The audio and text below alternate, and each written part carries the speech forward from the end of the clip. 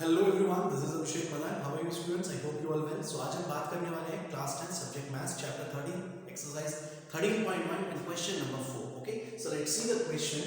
The question is a cubical block of size 7 centimeter is surmounted by a hemisphere. Okay, what is the greatest diameter of hemisphere can have? Find the surface area of solid. मैं आप उसको ना आपको एक 3D shape से के through आपको समझाता हूँ कि ये हेमिस्फीयर क्यूब के ऊपर किस तरह से रखा हुआ है. Okay, let's see. Wait for minute.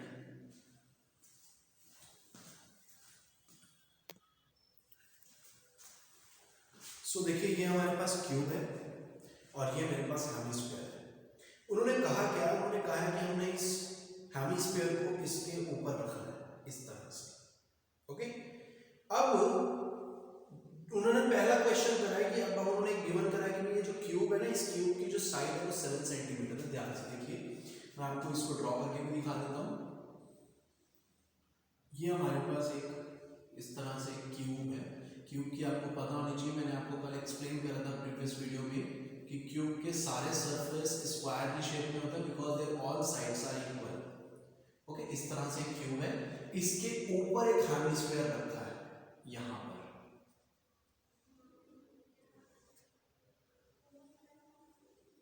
इस तरह से. ओके, तो इस तरह से जब हमने हेमिस्फीयर रखा तो उन्होंने बोला कि what is the greatest diameter of the hemisphere. तो देखिए, अगर मैं हेमिस्फीयर को इस क्यूब के ऊपर इस तरह से रख रहा हूं तो इसने क्या करा, इसका जो हेमिस्फीयर का ये पार्ट था, ये बेस पार्ट था, उसने इस क्यूब को पूरी तरीके से कवर कर लिया. इसका पार्ट कोई बाहर नहीं निकलना चाहिए, तभी वो उसको पूरी तरीके से माउंट करेगा, सरमाउंट करेगा. ओके, तो यानी कि इसका जो ये बेस डायमीटर होगा, इसके सर्कल का जो बेस डायमीटर होगा वो इसकी साइड के बराबर होना चाहिए, तभी वो इसको इस तरीके से पूरी तरीके से माउंट करेगा. ओके, तो उन्होंने पहला क्वेश्चन था what is the greatest diameter of the hemisphere. तो हेमिस्फीयर का जो ग्रेटेस्ट डायमीटर होगा वो इस क्यूब की साइड होगी. ओके, तो ग्रेटेस्ट डायमीटर कितना आ गया? ग्रेटेस्ट डायमीटर आ गया हमारा कितना? 7 सेंटीमीटर. तो इस हेमिस्फीयर की रेडियस कितनी होगी? आर हो जाएगी 7/2 सेंटीमीटर. और इसकी सब साइड्स कितनी दे रखी है? 7 centimetre, because this is a cube. So all length, breadth, height all are equals to 7 centimetre. Now next question is what is the surface area of the solid. ये जो आपका सॉलिड बना है इस शेप में, इसका पूरा सरफेस एरिया कितना है? अब इस पूरे का सरफेस एरिया बताना. देखिए, अब सबसे पहले देखिए, इस क्यूब के कितने फेस होते हैं? 6 फेस. आपको प्रीवियस वीडियो में बताया था, पूरी तरीके से एक्सप्लेन करा था. इसके 6 फेस होते हैं, सारे फेस इसके एक स्क्वायर की शेप में होते हैं. तो एक फेस पर यानी कि एक स्क्वायर पर मैंने ये इस तरह से हेमिस्फीयर रख दिया. अब इसके 5 फेस ऐसे हैं जो बिल्कुल सेफ है, जिनके ऊपर हेमिस्फीयर नहीं रखा गया, उसका पार्ट कोई ढका नहीं है. तो देखिए, पहला 1 2 3 4, ये 4 फेस वॉल्स हो गई और एक बेस, ये बिल्कुल सेफ है. और हर एक फेस अगर स्क्वायर है तो एरिया क्या होगा? ए स्क्वायर. तो 5 फेसेस का एरिया क्या हो गया? 5 ए स्क्वायर. तो अगर मैं पूरे सॉलिड के सरफेस एरिया की बात कर रहा हूं ना, तो सरफेस एरिया ऑफ सॉलिड, तो सबसे पहले क्या आएगा? 5 ए स्क्वायर प्लस. अब देखिए, मैंने सारे नीचे वाला पार्ट तो ले लिया, ये वाला 4 पार्ट और नीचे का बेस. अब सबसे ऊपर बात करता हूं, ये हेमिस्फीयर का ये जो पार्ट दिख रहा है, दिस इज सीएसए. हम हेमिस्फीयर के इस पार्ट को उसका सीएसए कहते हैं. तो जब ये इस तरह से रखा हुआ है तो ये जो पार्ट है ऊपर का, ये सीएसए में काउंट हो जाएगा आपका हेमिस्फीयर का. तो इसके बाद हमने क्या ऐड कर दिया? 2πr² CSA of hemisphere. इसके बाद अभी भी एक चीज ऐसी है जो बची हुई है, वो क्या? ये देखिए, जब मैंने इस तरह से रखा था ना, तो ये पूरा एक स्क्वायर की शेप का था, लेकिन उन्होंने सर्कल को इस तरीके से कवर करा था.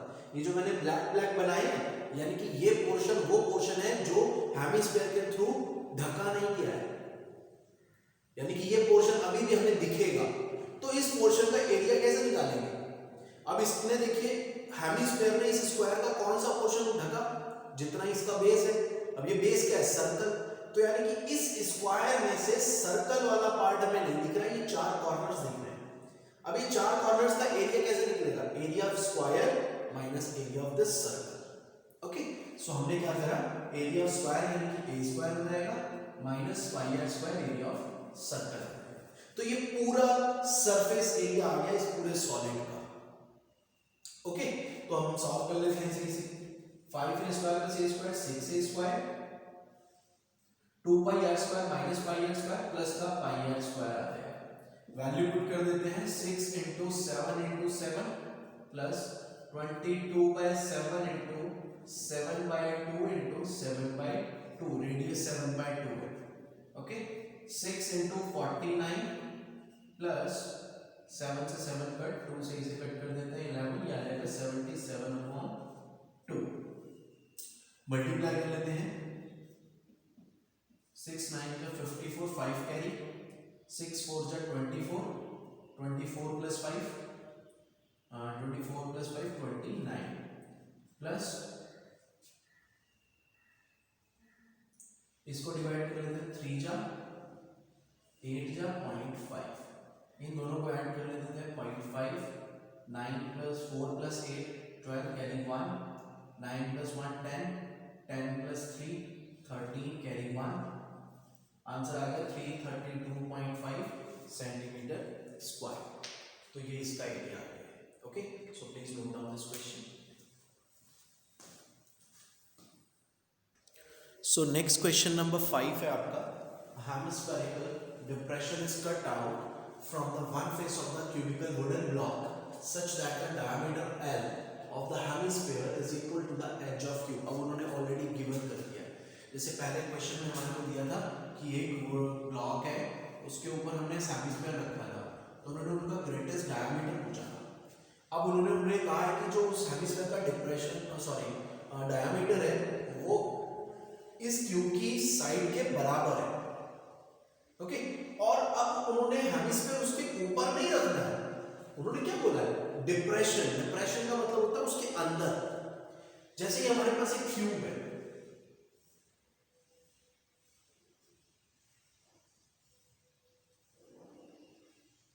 अब उन्होंने इसके ऊपर हेमिस्फीयर नहीं रखना। अब उन्होंने जो हेमिस्फीयर कहा है, उन्होंने कहा है कि इस क्यूब के अंदर से ही हमने हेमिस्फीयर कट करना है। अब अगर मैंने इसके अंदर से हेमिस्फीयर कट करना है तो डायग्राम कुछ इस तरह से बनेगा, ये उसका सरफेस एरिया हो जाएगा और हमने इस तरह से उसके पार्ट को कट कर देना है। ओके, तो ये वाला पार्ट कट हो जाएगा। तो अब इसके 5 फेस अभी भी इसके सही रहेंगे।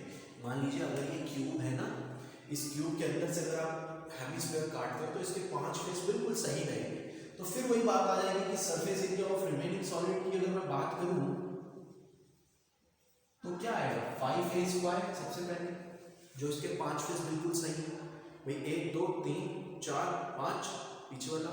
ओके ना, 5 फेस इसके बिल्कुल सही हो गए। फिर उसके बाद जो इसके अंदर से हेमिस्फीयर कट करा उसका CSA वाला पार्ट, जो कर्व वाला पार्ट है ना, CSA वाला part plus 2 pi r square. अब बात आती है जो ये एजेस बचे, ये कॉर्नर्स, अगर आप इसके अंदर से हेमिस्फीयर कट करोगे तो हेमिस्फीयर जब कट होगा तो शेप तो सर्कल की लेगा ना स्टार्टिंग से। जो इसका बेस का डायमीटर मतलब जो बेस आएगा एरिया, वो एरिया की तो शेप लेके कट होगा, तो यानी कि ये वाले पार्ट फिर बच जाएंगे। अब ये वाले पार्ट बच गए तो ये वाला पार्ट का एरिया कैसे आएगा, स्क्वायर माइनस सर्कल। तो स्क्वायर का एरिया a स्क्वायर, सर्कल ही करेंगे पाई आर स्क्वायर। सॉल्व कर लेते हैं, 6a स्क्वायर हो जाएगा plus 2 pi r square minus pi r square pi r square. अब उन्होंने साइड कितनी दी है, L, डायमीटर L है कि साइड L होगी, तो हमारे पास जो a की वैल्यू आई वो L हो गई प्लस पाई, r की वैल्यू L/2 हो जाएगी, डायमीटर का half. Okay, so 6L square plus pi L square by 4, LCM ले लेते हैं, एलसीएम आ जाएगा 4, 24L square plus pi L square. Okay, हमने इसमें से क्या करते हैं, L स्क्वायर बाय 4 कॉमन ले लेते हैं, अंदर बच जाएगा 24 plus pi centimetre square. If the length is in centimeters, so the area is L square upon 4 into 24 plus 5 centimeter square. This is the surface area of the remaining solid. Okay, so please note down this question.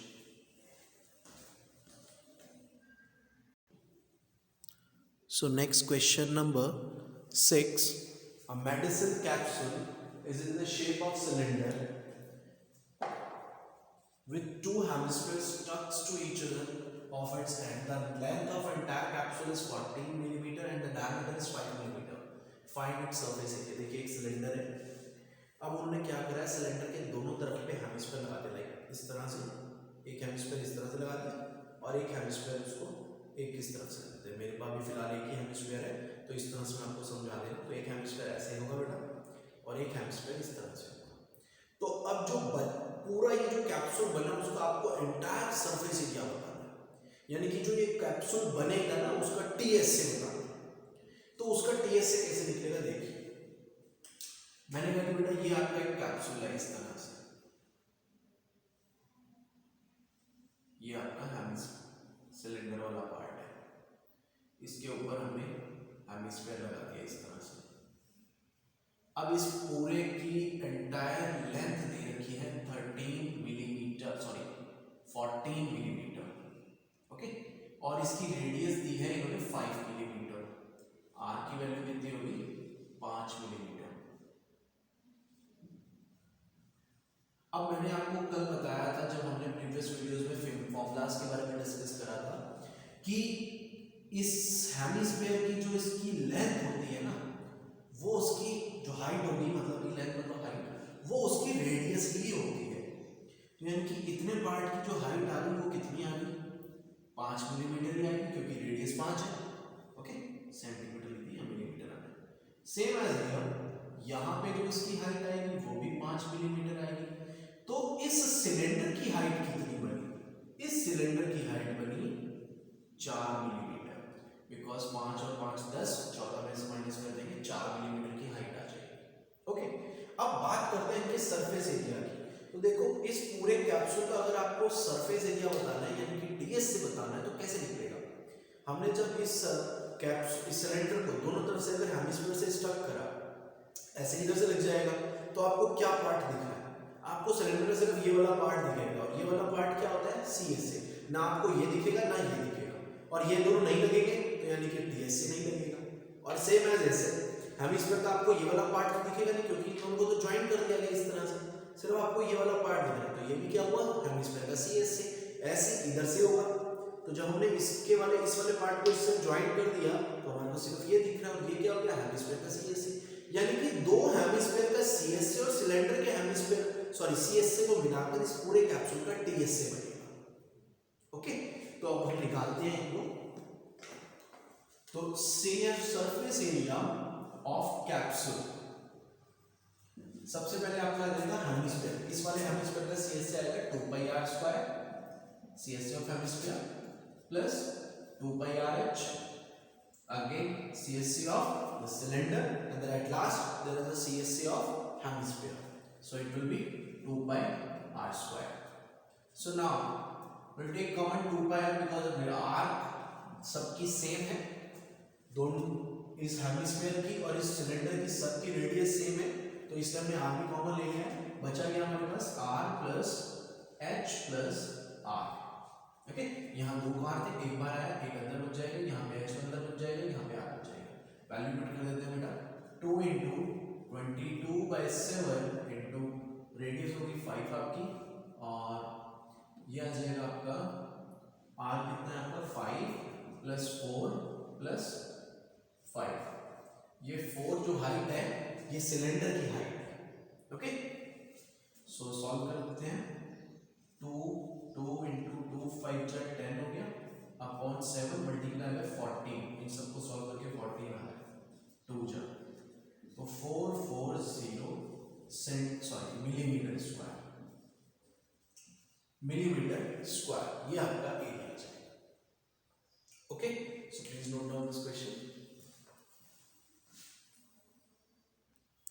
So next question number 7 is, a tent is in the shape of cylinder surmounted by the conical top.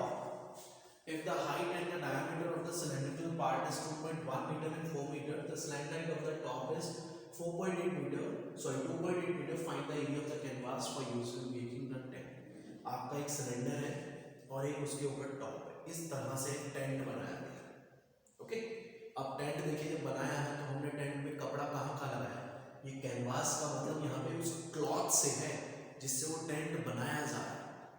देखिए tent बनाने के लिए कपड़ा कहाँ कहाँ लगा, चारों तरफ, नीचे तो नहीं लगेगा कपड़ा, चारों तरफ लगा, और एक ये टॉप पे लगा कपड़ा, सही है ना। ये क्या होता है, ये होता है CSA ऑफ सिलेंडर वाला पार्ट, क्योंकि ये जो पार्ट है ना ये सिर्फ CSA है। जब तक मैं इसमें टॉप और बॉटम काउंट नहीं करूंगा तब तक TSA नहीं बनता। तो कपड़ा ना तो टॉप बॉटम में लगेगा ना टॉप में लगेगा, क्योंकि टॉप को तो कौन इस तरह से कवर कर लेगी, ओके ना। तो ये वाला पार्ट लग रहा है कपड़ा, तो यानी कि CSA और सिलेंडर पे कपड़ा लगेगा। सेकेंड बात आती है इस पर, अब कोन पे भी कपड़ा ये वाले पार्ट पे लग रहा है, नीचे तो लगेगा नहीं क्योंकि इसने इसको इस तरह से कवर करना है, ओके। तो यानी कि कपड़ा कहाँ कहाँ पे लग रहा है, दोनों के CSA वाले पार्ट पे।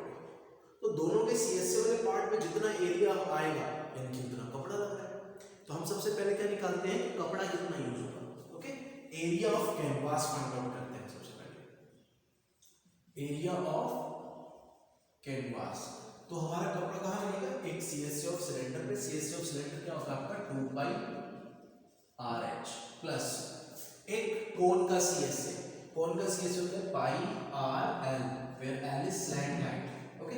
इसमें हम पाई R कॉमन ले लेते हैं क्योंकि रेडियस और पाई ही कॉमन है, अदरवाइज और कुछ नहीं। 2h plus L, okay, multiply कर देते हैं 22/7, रेडियस हो जाएगी बेटा आपकी कितनी 2 मीटर, और 2h h हमारी 2.1 है, 2 मल्टीप्लाई बाय 2.1 प्लस 2.8 हमारी स्लैंट हाइट दे रखी है, ओके। सॉल्व कर लेते हैं 44/7 मल्टीप्लाई बाय, आप इसको देखिए सॉल्व कर ले, 2 × 2.1 आ जाएगा 4.2 प्लस 2.8, इन दोनों को ऐड कर देंगे तो ये बन जाएगा 44/7 मल्टीप्लाई बाय 7, 4.2 प्लस 2.8 को ऐड करोगे 7 आ जाएगा, 7 से 7 कट हो जाएगा, आंसर कितना आया 44 मीटर स्क्वायर, इतना हमारा कपड़ा यूज हो रहा है। अब उन्होंने कॉस्ट पूछी है कि कपड़ा किस रेट पर आएगा, कैनवास का रेट क्या होगा, तो हमें कॉस्ट निकालनी है। अब उन्होंने देखिए 1 मीटर स्क्वायर कपड़े की कॉस्ट बताई 5000 रुपये, 5000 रुपीज हमारे को दे रखी है, ओके। और हमारा टोटल कपड़ा कितना यूज हो रहा है 44 मीटर स्क्वायर कपड़ा यूज हो रहा है, तो हमें उसकी कॉस्ट निकालनी है। तो 44 मल्टीप्लाई बाय 5000 मल्टीप्लाई कर देते हैं इसको, कितने रुपीज आ जाएंगे ये 000, ये आएगा 5 4 जा 20, 2 कैरी 5 4 जा 20 और 2 22, तो ये आपकी कॉस्ट आ गई 2,20,000 rupees, okay. This is the cost, so please note down. So next question number 8, from a solid cylinder whose height is 2.4 and diameter is 1.4 centimeter, a conical cavity of the same height and the same diameter is hollowed out, find the TSA of the remaining solid to the nearest centimeter square. Now see this question, आपको एक cylinder दे रखा है और cylinder की आपको height दे रखी है 2.4 centimetre, radius दे रखी है 0.7 सेंटीमीटर, ओके। अब उन्होंने करा क्या, उन्होंने कैविटी का मतलब आप समझते हैं अंदर किया, यानी कि उसके अंदर से हमने कुछ पार्ट निकाला, तो उन्होंने कहा कि उसके अंदर हमने एक कोन बनाई और उस कोन को बाहर निकाले, होलोड आउट लिखा है, इस कोन को बाहर निकाल दिया। अब अगर इस कोन को इस सिलेंडर के अंदर से बाहर निकाल दिया तो आपका सिलेंडर जो बचेगा वो कुछ इस तरह से बचेगा,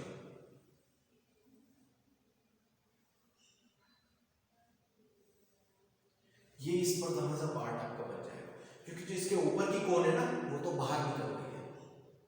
अब जो बचा है ये पार्ट, इसका आपको CSA टोटल सरफेस एरिया बताना है।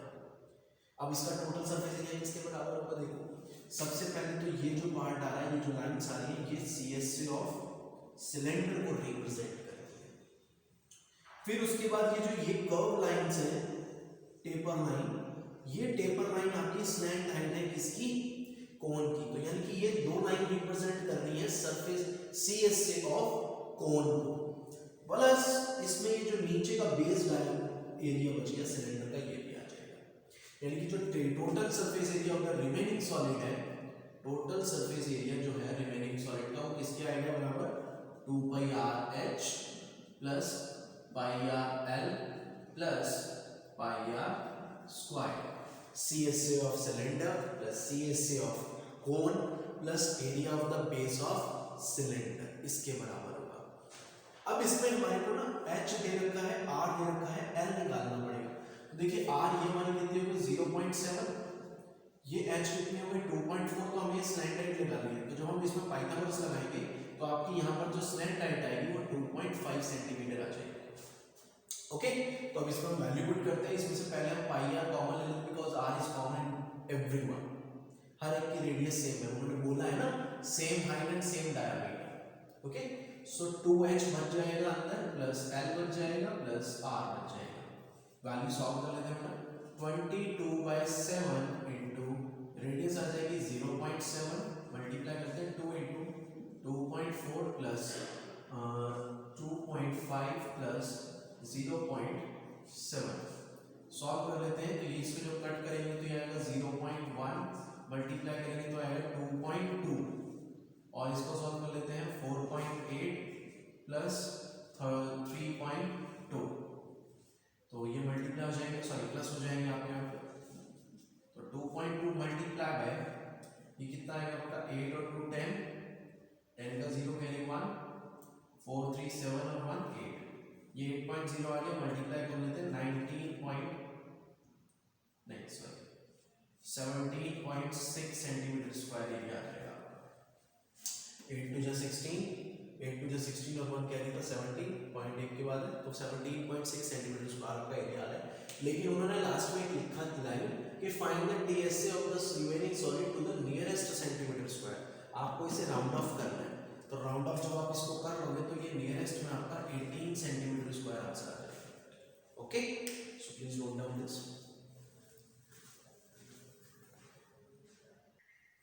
So next question is, a wooden article was made by scooping out a hemisphere from each of end of the solid cylinder.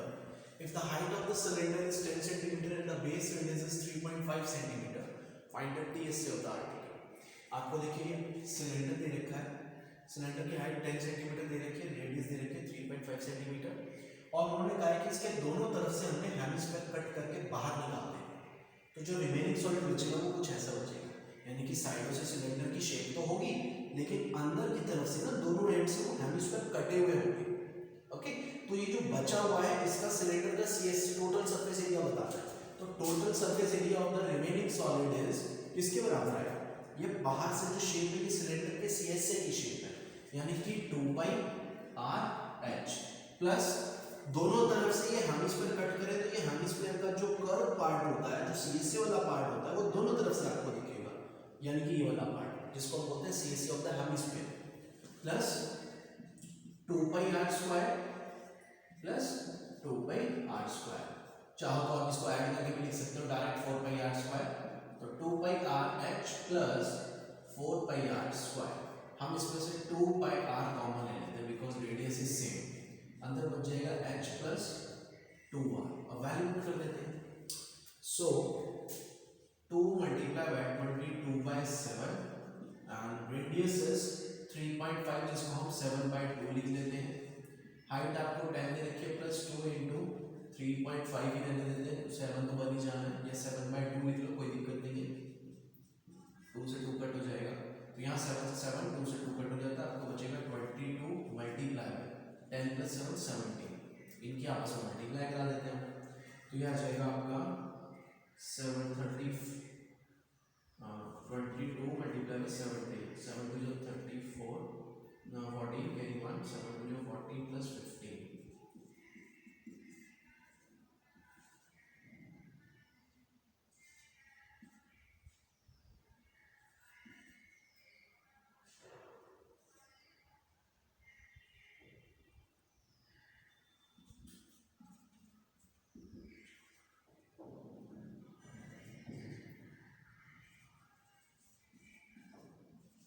यह आज आपका आ जाएगा 374 centimetre square area. Okay, so please note down this question.